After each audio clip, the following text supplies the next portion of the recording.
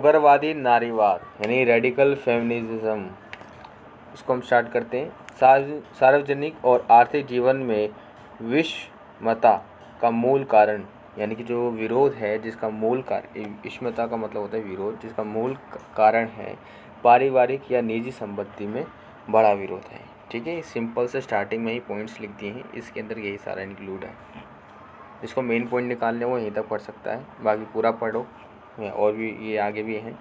ठीक है, यानी उग्रवादी नारीवादी यानी रेडिकल फेमिनिज्म में बताया गया है कि सार्वजनिक और आर्थिक जीवन में विरोध का मूल कारण पारिवारिक या निजी क्षेत्र में बड़ा विरोध है। इसी के कारण हुआ, जैसे कि पितृसत्ता, जहाँ प्रॉपर्टी आ जाता है, सेक्स एवं जेंडर का गोलमेल हो जाता है, घरेलू कार्य के मूल आकलन पर बल, राजनीति को केवल सार्वजनिक जीवन तक सीमित करना।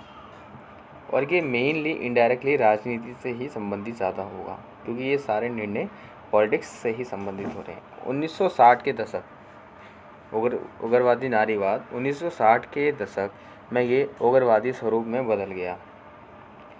बेटी फ्रीडन द फेमिनिस्ट मिस्टेक 1965 अपनी पुस्तक में महिलाओं की समस्याओं को हमारे समक्ष रखा। हमारे समक्ष का मतलब है यहाँ पे समाज के समक्ष रखा इन्होंने। इनकी पुस्तक को नारीवादियों की बाइबल मानी जाती है। ठीक है, यानी कि ये वाला जो टॉपिक है हमारा इम्पोर्टेंट है।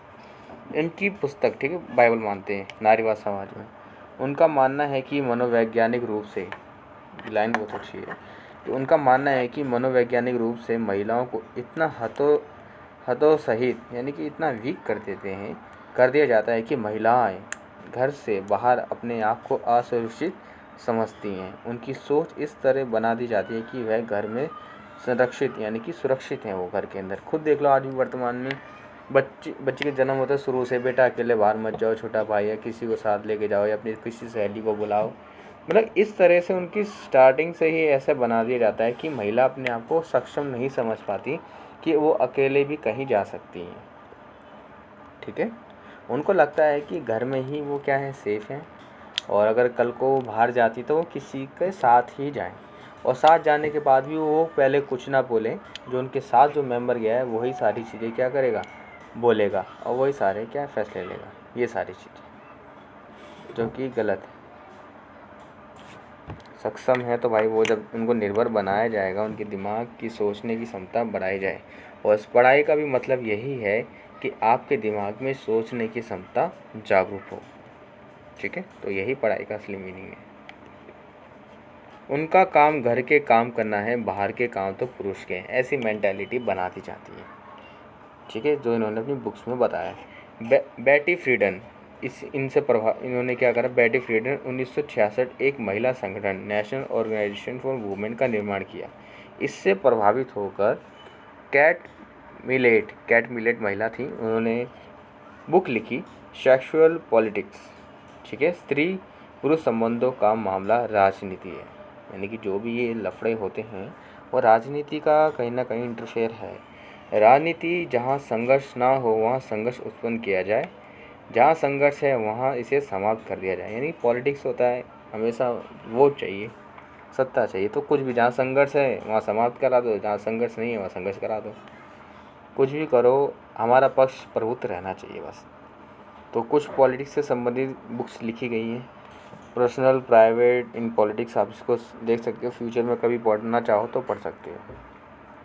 चलो, उग्रवादी नारीवाद का मानना है कि पितृसत्तात्मक के प्रभाव के कारण पुरुषों ने स्त्री को सभी क्षेत्रों में अपने अधीन बना लिया, यानी कि हर एरियाज में। इन सभी विचारकों ने विवाह को अधीनता का प्रमुख कारण मानकर विवाह का विरोध किया, यानी कि विवाह के कारण ही महिला क्या हो जाती है, पुरुष पर निर्भर हो जाती है उस। ठीक है, तो विवाह ही इन्होंने गलत बता दिया कि विवाह गलत है, कि शादी ठीक नहीं है। देखो हर चीज़ ठीक है यार, इतना नहीं गलत करते। देखो शादी करना तो ज़िंदगी का पार्ट है ना, शादी तो एक ज़िंदगी का पार्ट है जो हर किसी को करना है, लेकिन शादी किसी व्यक्ति को किसके साथ करनी है और ये कब करनी है ये उनका स्वयं निर्णय होना चाहिए। तो ठीक है, साथी को पूरी तरीके से गलत कह देना तो ये तो ठीक नहीं होता। ठीक है, शादी तो तब गलत हो जाएगी जब दोनों पक्षों में से किसी एक की मंजूरी नहीं थी, लेकिन उनकी शादी करा दी गई, तो वो तो हम मानते हैं वो भी गलत है।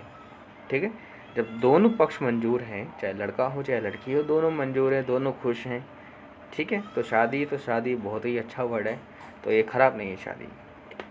बस फ़र्क इतना है कि जब दोनों पक्ष मंजूर है तो बढ़िया है, दोनों पक्ष में से कोई मंजूर नहीं है तो बेकार है, तो बस। लेकिन हम इसकी बात करें, उग्रवादी नारीवाद ने विवाह को गलत बता दिया है, तो उससे क्या हो जाता है कि महिला जो है निर्भर हो जाती है पुरुष पे, ऐसा नहीं। अच्छा आदमी मिले मेंटेलिटी वाला तो सब कुछ है, जैसे अच्छा परिवार ढूंढते हैं रिश्तों में, इसलिए तो ये सारी चीज़ें हैं, डिपेंड मेंटेलिटी सोच पे डिपेंड करता है ये सब। महिलाओं की स्वतंत्रता के लिए पितृसत्तात्मक प्रणाली को नष्ट करना होगा। पितृसत्तात्मक प्रणाली का आधार परिवार है, अंतः परिवार को नष्ट करना होगा। ये भाई बोला गया है सारी बातें।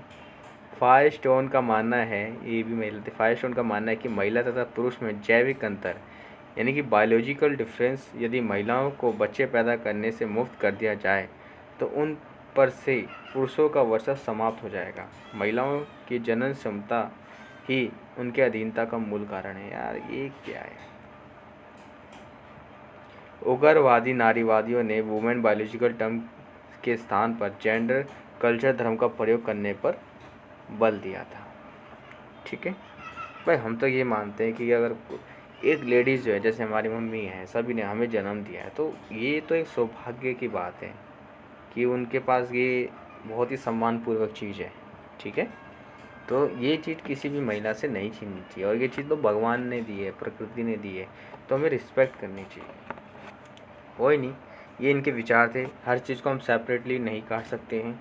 ठीक है, हम क्योंकि प्रकृति से हम लड़ाई नहीं कर सकते हैं।